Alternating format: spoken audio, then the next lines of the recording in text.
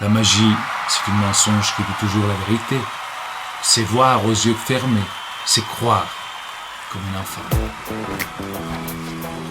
Sortir à Paris au théâtre du Gymnase, 38 rue Bonne Nouvelle, à Paris pour le nouveau show d'Arturo Brachetti et ses complices magiciens. Ravi d'être ici à Paris avec mes collègues magiciens. On est 7 sur scène au théâtre du Gymnase, faire un spectacle de magie, même pour les gens qui trouvent la magie à la limite ennuyeuse ou un peu enfantine. Justement, c'est une comedy magic show. Comedy magic show, hein? C'est une idée de Serge Denoncourt qui a écrit un scénario en utilisant, bien sûr, moi avec mes numéros, mais aussi les merveilleux collègues que j'ai. Vincent C, qui fait le méchant. Il y a Alain Choquette, c'est notre maître québécois d'illusionnisme. Il a travaillé même pour David Copperfield, pour les projets de David Copperfield. Il y a Luca Bono, qui est un jeune élève à moi pour de vrai, qui fait l'élève dans le spectacle. Puis on a un couple italien, Luca et Luchettino, qui c'est des comédiens qui reprennent un peu les traditions de la commedia dell'arte avec des sketchs. Je veux dire, pas vieux, mais antiques, tu vois, qui font vraiment partie de l'histoire du musical. Et Darcy Oak, que c'est un Canadien, pas québécois, qui travaille même à Las Vegas, un peu le beau mec, magicien, qui plaît beaucoup aux filles et à tous les magiciens qui veulent devenir un magicien connu un peu à la Chris Angel. Alors, notre Chris Angel, c'est Darcy Oak. Et on a aussi un Français, Théodari, qu'il a inventé une espèce de technique de manipuler le laser incroyable. Je le choisis aussi parce qu'il était dans The Best, l'émission dont j'étais le juge, et donc c'était mon coup de cœur. On l'a amené à la finale, donc ça fait partie de l'histoire des derniers 6 mois. Ce qui est étonnant aussi dans ce spectacle, c'est que vous faites aussi appel à la technologie, et dans un théâtre comme celui-ci qui est magnifique, on voit apparaître maintenant les écrans LED. Et l'écran LED sert énormément la réalisation de ce spectacle. L'écran LED, le metteur en scène et moi, c'est pas notre grande passion parce que c'est très high-tech, tu vois, mais c'est mis dans un contexte un peu baroque comme dans le théâtre, comme ce théâtre merveilleux du Gymnase.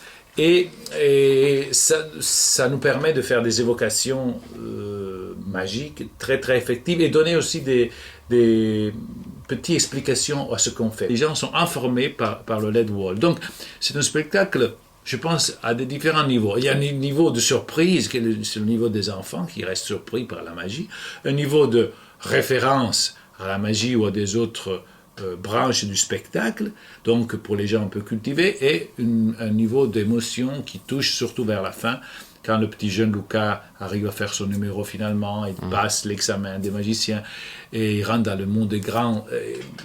Je pense que c'est très touchant. Comment t'as vécu ce spectacle, Julien? Comme je te l'ai dit tout à l'heure, moi j'ai vraiment passé un très bon moment. Ce qui est bien, comme tu disais juste avant, ça s'enchaîne. Il n'y a pas de temps mort, tous les numéros s'enchaînent, il y a plein de classiques qui sont revisités vraiment, qui sont mis au goût du jour, il y a de l'humour, de la sensation, moi j'ai vraiment passé un très bon moment. Et surtout, je pense qu'il y a un regard décalé par rapport à beaucoup d'autres spectacles. On voit soit de magie ou de variété, même à Paris, décalé, c'est-à-dire il y a justement le personnage de Vincent C qui regarde tout comme un jeune adolescent qui dit « c'est de la merde ça ». Ouais. Tu vois, et ça c'est important parce que ça donne un point de vue inattendu. De ton point de vue, toi, de magicien, qu'est-ce qui t'a le plus bluffé? Moi, ce que j'ai adoré, c'est les deux, comment ils s'appellent, Luca et Luchettino. Ça, c'est très drôle. Adoré. Eux sont italiens et ils font des choses qu'on faisait sûrement en France à l'époque du concert Mayol, du Paradis Latin, avant la guerre, peut-être. Donc, des choses du musical, des sketchs, qui sont plus à la mode parce qu'il n'y a plus personne qui arrive à les faire. On termine par I Love Paris. Alors, justement, Paris. On en parle un petit peu, Arturo. Oui, Paris, c'était mon rêve quand j'avais 18 ans. Je disais, mon rêve, c'est d'être dans une musical à Paris et faire mon numéro de transformation. Je suis arrivé à Paris à 20 ans, au Paradis Latin, et j'avais mon numéro de transformation, et je ne me suis même pas rendu compte que j'étais le seul, pas le meilleur transformiste au monde, le seul à faire les transformations rapides au monde, 1979, dans le meilleur cabaret parisien, le Paradis Latin de Jean-Marie Rivière. Donc, j'ai commencé avec ce Paris qui s'est ouvert devant moi, avec les nuits parisiennes qui avaient dans les années 70-80. Alors, c'était quoi les rendez-vous? C'était le Palace? Oui, c'était le Palace. les bains? On se maquillait tous les soirs. On sortait maquillés tous les soirs avec des costumes pas possibles. J'avais une traction avant en 1957, comme ça. Je conduisais, alors c'était le pire, parce qu'à l'époque, les gens qui avaient des grosses bagnoles comme ça, ils avaient les chauffeurs. Alors, la plage de Pigeon, c'est le conducteur, parce que Oui, forcément. ça, quand tu braques, c'était vraiment de la force. Alors que mes copains derrière, oh, c'est belle ta voiture, on va vers Versailles, on va se faire des pétards et tout. Et on passait des nuits comme ça. Il y avait beaucoup de vie nocturne jusqu'à 5h, 6h le matin. Il y avait beaucoup de lumière, ce qui ça me manque beaucoup. Il n'y a plus de lumière dans Paris. À partir de, je sais pas, 11h30. Ah, économie d'énergie, là. C'est vraiment décevant. Alors que la ville lumière s'éteint. La ville qui a 32 millions de visiteurs par année, la ville la plus visitée au monde, il m'a laissé des souvenirs fantastiques.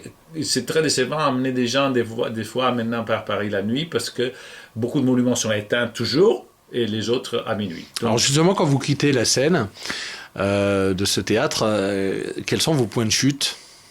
je vais manger, soit je reste dans le coin, ou soit je vais, quand j'invite des gens chez Georges pour voir le panorama. Je viens de découvrir un restaurant dans le théâtre de l'Opéra. J'aime beaucoup les endroits, vu que de toute façon je fais la diète, je mange des choses très ennuyantes. J'aime les endroits théâtrales qu'on dit on est à Paris, on n'est pas à Düsseldorf, on n'est pas à Rome, on est à Paris. Donc je suis toujours à la recherche des lieux typiques, et ça peut être même le Tambour qu'il y a en rue de Montmartre, un restaurant vraiment français avec les vrais petits vieux qui boivent du vin blanc à 2h la nuit, tu vois. Et j'aime bien les endroits typiques, que, soit pour leur beauté, ou leur design, ou leur vérité populaire.